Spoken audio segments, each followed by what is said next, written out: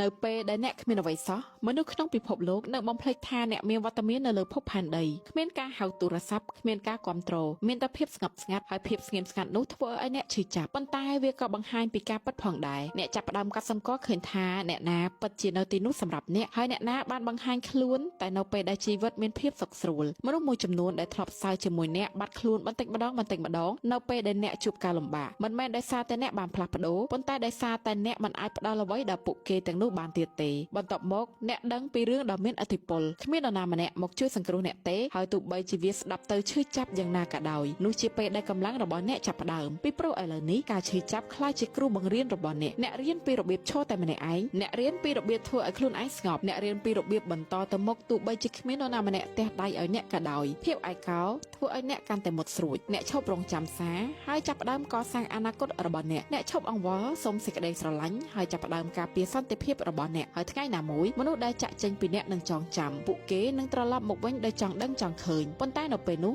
អ្នកនឹងមិនត្រូវការពួកគេទៀតទេមិនមែនដោយសារតែអ្នកស្អប់ពួកគេទេដោយសារតែប្រភេទមនុស្សដែលពួកគេបោះបង់ចោលលែងមានទៀតហើយភាពស្ងប់ស្ងាត់ដែលស្ទើរតែបំបែកអ្នកគឺជាភាពស្ងៀមស្ងាត់ដូចគ្នាដែលធ្វើឲ្យអ្នកមិនអាចបំបែកបានអ្នកមិនក្រោកឈរឡើងដើម្បីសងសឹកទេអ្នកក្រោកឈរឡើងព្រោះអ្នកមិនដែលឈប់ឆ្ពោះទៅមុខ